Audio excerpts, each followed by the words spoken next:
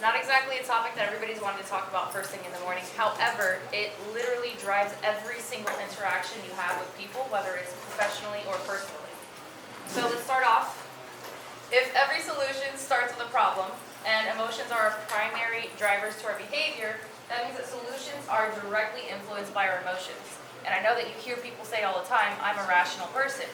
Even those rational thoughts in combination with your emotions is what makes those decisions more adept. So let's start off. What is emotional intelligence? So the concept was created, it was actually made more popular by Daniel Goleman, and it defines emotional intelligence as the ability to understand, use, and manage your own emotions in positive ways to relieve stress, communicate effectively, empathize with others, overcome challenges, and diffuse conflict, which as realtors, that's basically what we do every day. So how can you tell somebody has low EQ versus high EQ? If you have low EQ, the person often feels misunderstood, they get upset very easily, they become overwhelmed by their emotions, and they have problems being very assertive. So you'll see a lot of people will play into that when you have those interactions. You have, I'm using real estate as the main goal, but you have a very assertive realtor versus a very not assertive realtor, and you see how that power play kind of comes into effect, and it starts to affect the way that you interact with your customers and with people involved in the process. If you have high EQ, you understand the links between your emotions and how you behave, you remain calm and composed during stressful situations, you're able to influence others towards a common goal, and you're able to help handle difficult people with tact and diplomacy. It's funny, one of the things that I hear a lot is like you have the politically correct response and then you have your emotional response. So you got to find somewhere like right between the two. Now you have 4 key elements. You have self-awareness, self-management, social awareness, and relationship management. So the first 2 are related to the self and the way that we project our feelings, the way that we handle our emotions, and the others are related to the way that you interact with other people. Starting with self-awareness, as you can tell, my style of learning is very list-oriented and very words-oriented. So what's your self-awareness? You're recognizing your own emotions, how they affect your behavior. That's the simple part of it. What are some common negative drivers of self-awareness? This is a lot of times you're going to start realizing that you're going to see little names pop up in your head sometimes with the interactions you've had with people. People that are being unduly influenced by others. They foreshadow things happening before they happen. They dwell on isolated events, something very small, very minuscule in a transaction or any sort of interaction. You just start dwelling on that. You just can't let that go. You're being overcritical, seeking to blame others instead of taking responsibility for your own actions. You're thinking always or never. You don't have that nice gray area in between where it's sometimes this happens, sometimes that happens. It's always an extreme. You are taking on way too much responsibility than what you can handle. And you're focusing on or presupposing that negative feedback. So before it's happened, you've already assumed that the negative feedback has fallen upon you. Within self-management is being able to control your impulsive feelings, is being able to manage your emotions in healthy ways, taking initiative, following through on commitments, and adapting to changing circumstances. So what are some of those key elements of self-management? You have adaptability, discipline, self-control, planning, and problem solving, which is one of this list right here basically describes how every single coach gets you in their advertising. Is do you lack discipline? Do you lack the ability to adapt to the changing market? And so this is how people actually sell you the products that they want to sell you through the fear of not having these key elements in your self-management. Now, social awareness. Understanding the emotions and the needs and the concerns of other people, picking up on their emotions, picking up on their nonverbal cues, their behavior, being able to use that in combination with what you already know about your own self-awareness. So social awareness is going to be how you're interacting with other people. So you need to be able to have empathy, build rapport, and have tolerance. Because I can tell you there's a lot of people that we like, but you have very low tolerance sometimes for the way that they interact with you or with other people. Having that tolerance is going to bridge the gap between your interaction with them. So the negative parts of it that you're taking from it, combining that with what you can tolerate, and that way you can have a lot more efficient and effective relationships. Within your relationship management, developing and maintaining good relationships, communicating clearly, inspiring and influencing others, and working well in a team and managing conflicts. So the key elements of relationship management cover teamwork, collaboration, conflict management, and leadership. So you do know that a lot of leaders that you see, and sometimes it's not a person that has the title per se, but just somebody who embodies what a leader looks like, and you'll be able to identify that they have these key elements in their personality, in their interactions, and just the way that they carry themselves. Let me refer to my notes real quick. Okay, so we have the domino effect. This is the case where if you make a change to one behavior, it's going to activate a chain reaction, and it causes a shift in your related behaviors, right? Since your emotions influence your behavior, you have to keep in mind the possibility, the probability of outcomes, and their effects before making a move. So I was watching a TED Talk on emotional intelligence because, preparing to talk, you want to see how other people talk. And he talked, it was a TED Talk by Travis Bradbury, and he talked about someone from the 1800s. His name is Phineas Gage. And this guy was a foreman on a railroad, and he was probably the best foreman that they've ever had. He could interact with people well, and he had something that people couldn't really pinpoint on how his interactions were with the people that he worked with. And so he was one of the first people that actually was able to isolate a blast. So he and his assistant would set up these little rocks, and they pack it with gunpowder, and then they'd cover it with sand. And so the assistant would cover it with the sand, he would take a tamper, and then he would tamp it in. So with that, he could isolate the blast, and that way he could control what they're doing so that they could lay down the tracks. And one day, something happened with the people in the back, and the whole load fell off, and it just created a distraction. So while he's distracted, his assistant's distracted, the assistant never poured the sand. What does he do? He takes the iron rod tamper, he starts packing. With no sand there, it basically blasted through his head. And it went through this side of his head, right under his eye. He still clocked out of work that day within 5 minutes, went to the doctor, told him what happened, physical wounds cleared up within 6 months, and according to everybody, he was exactly the same. Personality the same, his drive and his interest in his actual job was all the same. However, something was off. He started to react negatively. So he started to get angry.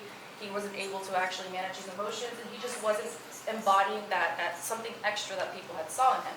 And so this is where the link between your emotions and your rational thought comes into play.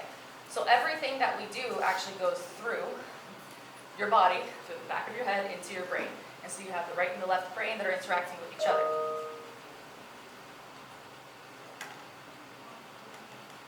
Now, if you have your emotional side without your rational side, sometimes your emotions kind of take over. If you have your rational side without your emotional side, sometimes you do things that obviously are not going to be socially in line with what is good for you and everybody in the making.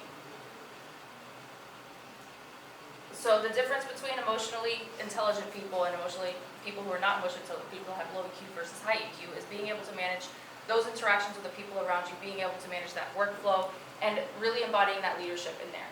So the example with him was just that he literally lost the part of the brain that helped him manage his emotions. So he had the rational thought. He was still able to do his job very well. However, he didn't have the capacity to manage his emotions.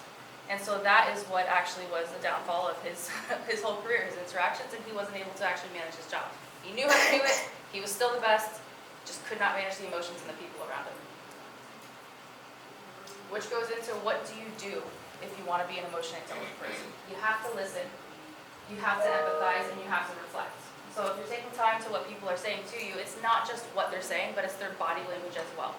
And you can pick up on a lot of nonverbal cues, which I'll go over in a little bit. When you're being able to empathize with somebody, you're being able to put yourself in their shoes and identify what it is or what it could feel like to go through what they're going through. And this is actually one of the ways that we connect as people. We're able to put ourselves in someone else's shoes, and that's how people have those common interactions. Oh, I've experienced that before, I understand what you're saying and what you're doing. And so you find that common ground, and that's how you're starting to build rapport with people. Being able to reflect, considering how your own emotions influence your decisions and behaviors. When you're thinking about how other people respond, you have to assess the role that their emotions play. So we've all been there. We've done something that afterwards we're just like, I can't believe I just said that, or I should have never said that. And it happens to other people too. So how are we able to embody these types of things with emotional intelligence? You have to be able to accept criticism, and I put the 3 that I thought were the most important from this list.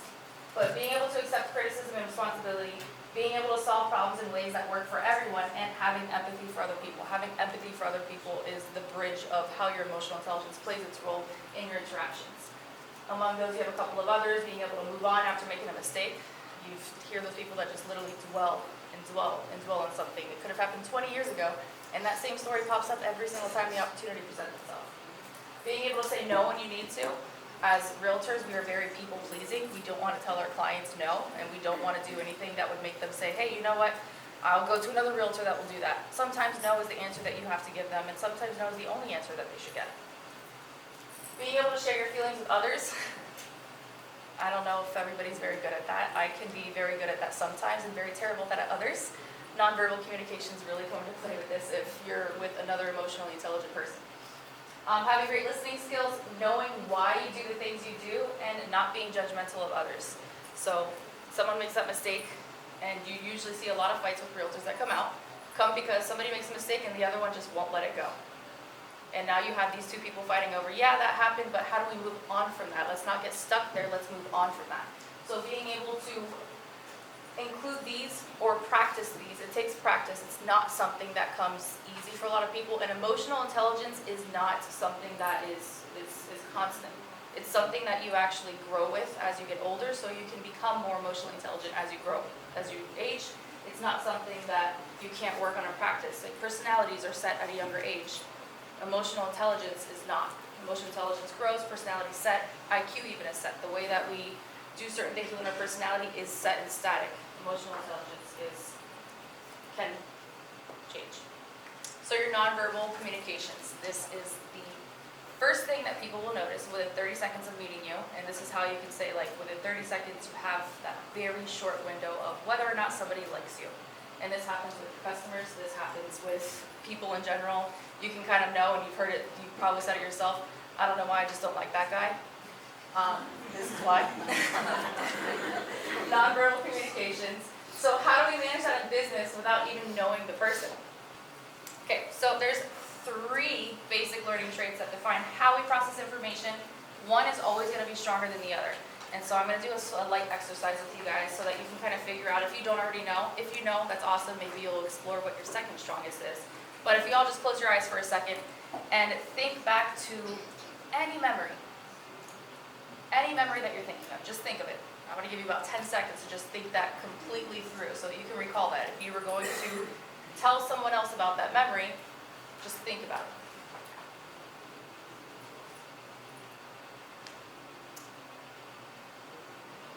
And now, raise your hand if, when you thought about that memory, you thought about what the conversation sounded like. Very few people typically do that. And what about if you were recalling how you felt in that memory? So how were you feeling? How was the other person feeling? What emotions were exchanging? And then, of course, who saw it in a story-like mode? So you are recalling this, and you're recalling images flashing before you. It's kind of like a little movie for yourself in your mind, and you're just seeing images go. So you have 2 of the majorities here, which is going to be your more visual and your more tactile and feelings. And so you can identify who these people are based off of the way that they respond and the way that they speak with you. And so visual people, they usually think in images. They make eye contact.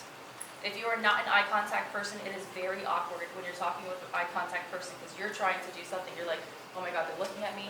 I don't know what to do. I don't know what to say. It throws you off. They respond to I see and let's take a look. Tactile people think in feelings. It requires physical contact, so you have those people also. I'm sure you guys can all recall someone who's very touchy and very, like, every time they talk to you, they just have to grab you. Something. They usually respond to I feel-based phrases. And then you have auditive people. They think in words. They do not typically make eye contact, so you're looking everywhere else other than the person you're talking to. And they respond to I hear and let's talk. And so these are very, very easy cues to look for because we all typically respond within the range of these responses. So if you're talking to someone, their response will usually be, I see, let's take a look, I feel like, or I hear what you're saying, let's talk about it later. So you can identify these, and this will help you even if you are not one of these 3. Maybe you're a visual person, but you know that somebody's auditive. It helps you to be able to shift your emotional intelligence so that you can match and mirror and build rapport. Now, our advantage as an emotionally intelligent species. So Why do you think that in a world where technology is rapidly advancing, the role of the realtor has not become obsolete? I know you see a lot of projections, you hear a lot of things about companies trying to replace the role of the realtor, but why do you think that we have not been replaced? Why we've become even actually more so necessary and needed by the customer in today's market than ever before? Something humans have that technology does not is emotion. We have the ability to make decisions that are not restricted on absolute data sets. These decisions are based on factors that can't quite be copied into a code for technology to replicate or mimic our interactions. And the ability to decipher emotions and include our understanding of emotions into our decisions is what gives us an advantage over technology. And you see AI coming out, you've seen how awkward it is, the uncanny valley of something that looks so real but it's fake and it just makes you feel weird. And so this is the gap between technology and people. It's being able to interact and connect with people in a way that technology simply can't, and do things for them that technology can't. And it comes into the emotion behind it. Technology can make rational decisions. You can give it a data set, it can give you the probability, it can give you probably what the most common answer is, and it can quickly analyze data. But it's the emotion. It's being able to put your finger on something that they can't quite look at, that technology can't quite do. And so this comes into what I had mentioned a little bit earlier, which is going over the differences between your IQ, your personality, and your EQ. So one of the common myths is that if someone has high IQ, then they have low EQ. And IQ is your emotional intelligence is your EQ. So if you have high IQ, you have low EQ, and this is not the case. They are very distinct, they're very separate, and you don't have to have both rating on the same scale. Personality as well. So your personality, again, is set. Your IQ also is set at a very young age, but your emotional intelligence grows. It grows in the way that you feed it, though. So if you don't feed into or don't put emphasis or make it something that's important for you to work on, it's not something that you'll be able to grow on. So being able to look at the list of the how-tos, what to do, listening, building, having empathy with others, building rapport, really paying attention to people's body language is going to be something that can help a lot, and this will help you understand how people are feeling versus what they're saying. This is actually something that people use, that investigators use when they're interviewing someone that has committed a crime. You'll see them ask questions, and they will literally study every single thing the person does. Are they doing something in their body that shows that they have a different answer than what they're saying? So typically when people are lying, their body language will say the answer that's true, even though they're saying something. So they could be saying, yes, I did that, and their head will be going down. I didn't do that. And so you'll be able to look at those and actually take those cues into consideration, such as going on showings with your clients. Do you like this house? Yeah.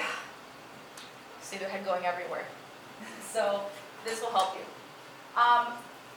One of the quotes, Nick Morgan actually wrote an article in Forbes, and he literally just said it so perfectly. I couldn't even recreate what he said because it was already done so perfectly.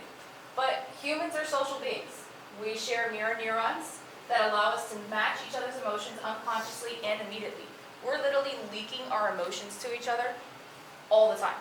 You don't even have to speak with somebody before you already know, walking into that room, typically, where's their problem, which people are actually having issues, which people are actually connected. You can actually tell really strong couples who's with each other without even having to be introduced as a couple, because you can just tell you're literally leaking those emotions into the room.